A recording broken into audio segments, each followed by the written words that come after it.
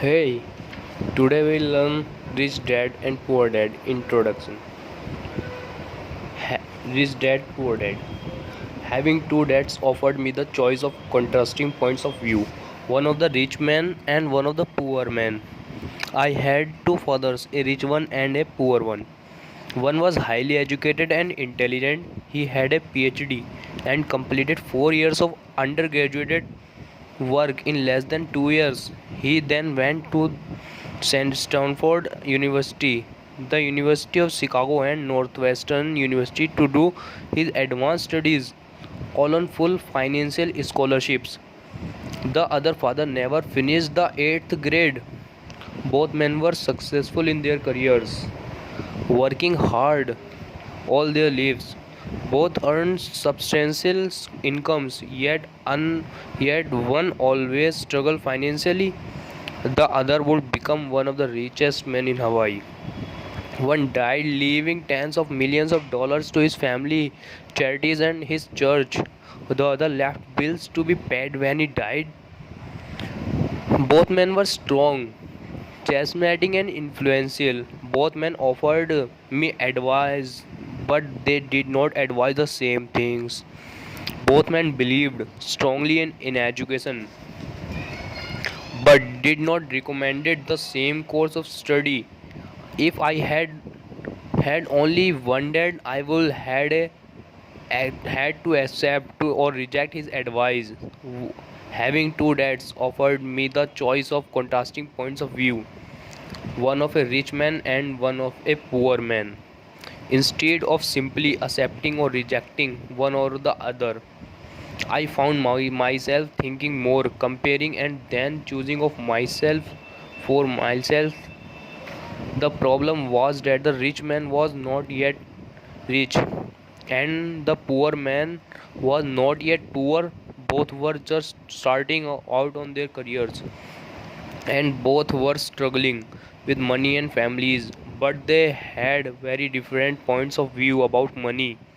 For example, one dad would say, the love of money is the root of all evil. The other said, the lack of money is the root of all evil. As a young boy, having two strong fathers, both influencing me, was difficult. I wanted to be a good son and listen, but the two fathers did not say the same things. The contrast in their points of view, particularly about money, was so extreme that I grew curious and intrigued. I began to start thinking for long periods of time about what each was saying. Much of my private time was spent reflecting, asking myself questions such as why does he say that? And then asking the same questions of the other dad's statement. It will be it will have been much easier to simply way, yeah, he is right. I agree with that, or to simply reject the point of viewing by saying the old man does not know what he is talking about. Instead, having two dads whom I loved forced me to think and ultimately choose a way of thinking for myself as a process. Choosing for myself turned out to be much more valuable in the long run than simply accepting or rejecting a single point of view. One of the rich, One of the reasons the rich get richer, the poor get poorer, and the middle class struggles in debt is that the subject of money is taught at home, not in school. Most of us learn about money from our parents. So what we can poor parents tell their children about money? They simply say, stay in school and study hard. The child may graduate with excellent grades, but with poor person's financially programming and mindset. Sadly, money is not taught in schools. Schools focus on scholastic and professional skills, but not on financial skills. This explains why smart bankers, doctors, and accountants who earn excellent grades may struggle financially all of their lives.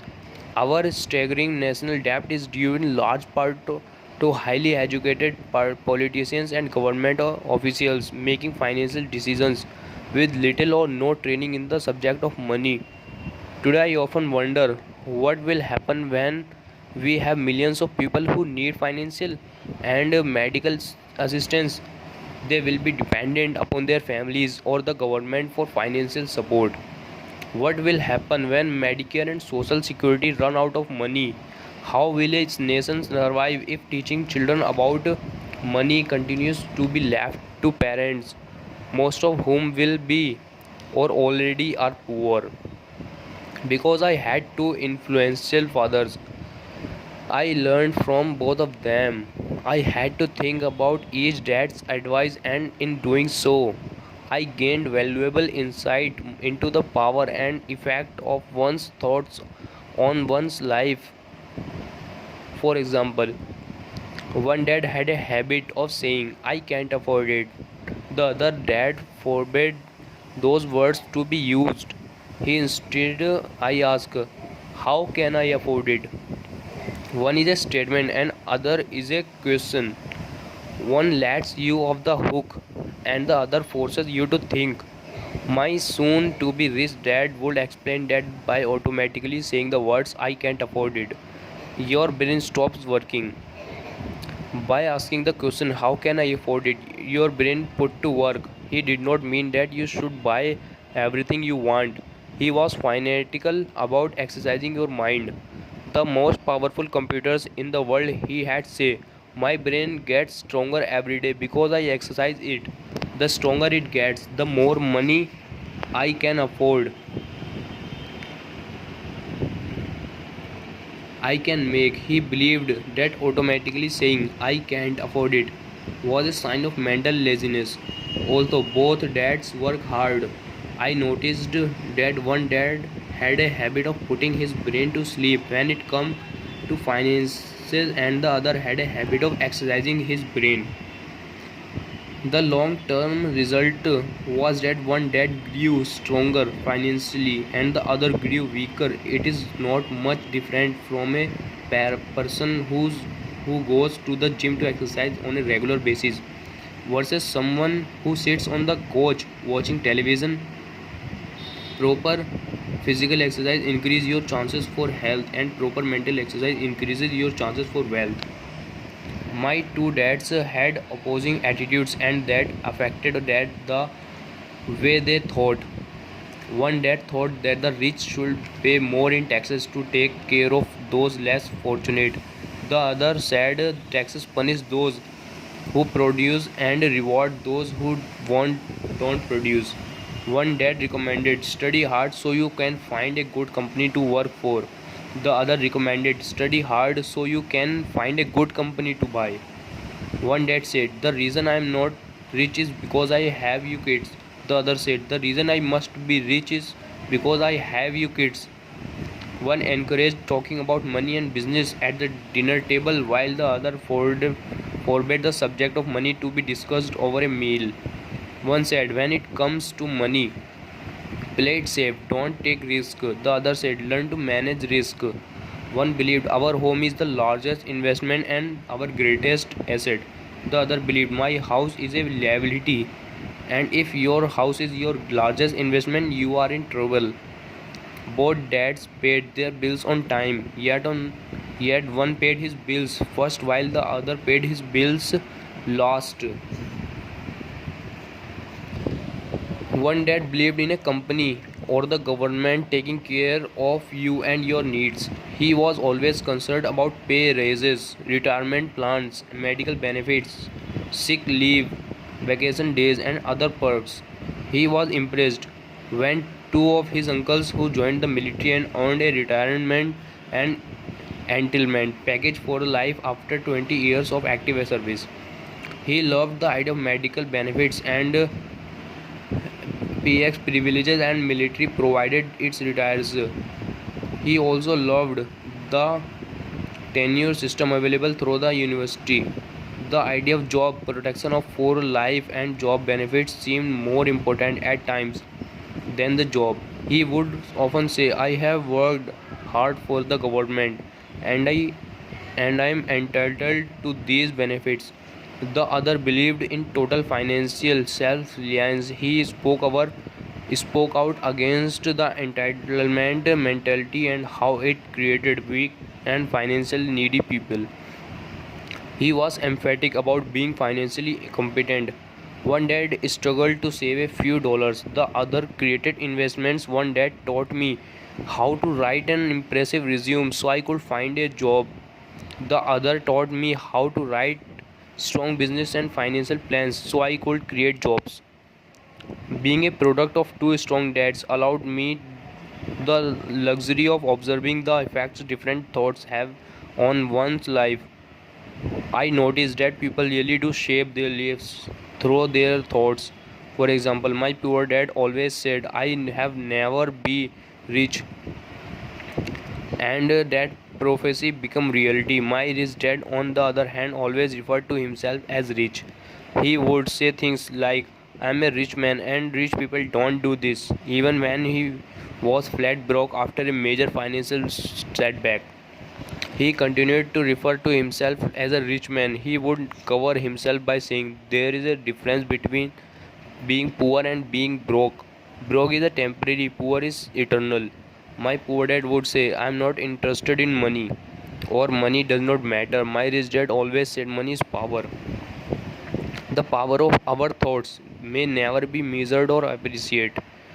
But it became obvious to me as a young boy that it was important to be aware of my thoughts and how I expressed myself. I noticed that my poor dad was poor not because of the amount of money he earned, which was significant, but because of his thoughts and actions. As a young boy, having two fathers, I became actually aware of being careful about which thoughts I choose to adopt as my own. Should I listen to my rich dad or to my poor dad? Although both men had tremendous respect for education and learning, they disagreed about what they thought was important to learn. One wanted me to study hard, earn a degree, and get a good job to earn money. He wanted me to study to become a professional an attorney or an accountant and to go to business school for my MBA. The other encouraged me to study, to be rich, to understand how money works, and to learn how to have it work for me. I don't work for money were words he would repeat over and over. Money works for me. At the age of 9, I decided to listen to and learn from my rich dad about money. In doing so, I chose not to listen to my poor dad, even though he was the one with all the college degree. A lesson from Robert Frost. Robert Frost is my favorite poet. Although I love many of his poems, my favorite is The Road Not Taken. I use its lesson almost daily. The road not taken. Two roads diverged in a yellow wood, and sorry, I could not travel both. And be one traveler long I stood and looked down as far as I could to where it bent in the undergrowth, then took the other as just as fate, having perhaps an better claim, because it was grassy and wanted wear. Though as for that the passing there had warned them really about the same, and both that morning equally lay in leaves, no step had trodden black. Oh, I kept the first for another day, yet knowing how way leads into way, I doubted if I should ever come back. I shall be telling this with a sigh. Somewhere ages and ages hence, two roads diverged in a wood, and I took the one less traveled by, and that has made all the difference. And that has made all the difference. Over the years, I have often reflected upon Robert Frost's poems. Choosing not to listen to my highly educated dad's advice and attitude about money was a painful decision, but it was a decision that shaped the rest of my life. Once I made up my mind about whom to listen to, my educated about money began. My rich dad taught me over a period of 30 years until I was 39 years old. He stopped once he realized that I know and fully understood what he had been trying to drum into my often thick skull. Money is one form of power, but what is more powerful is financial education. Money comes and goes, but if you have the education about how money works, you gain power over it and can begin building wealth. The reason positively thinking alone does not work is because most people went to school and never learned how money works, so they spend their lives working for money. Because I was only 9 years old when I started the lesson my rich dad taught me were simple, and when it was all said and done, there were only 6 main lessons repeated over 30 years. This book is about those 6 lessons put as simply as possible. Just as simply as my rich dad put forth those lessons to me, the lessons are meant not to be answers but guideposts that will assist you and your children and your families to grow wealthier no matter what happens in a world of increasing change and uncertainty.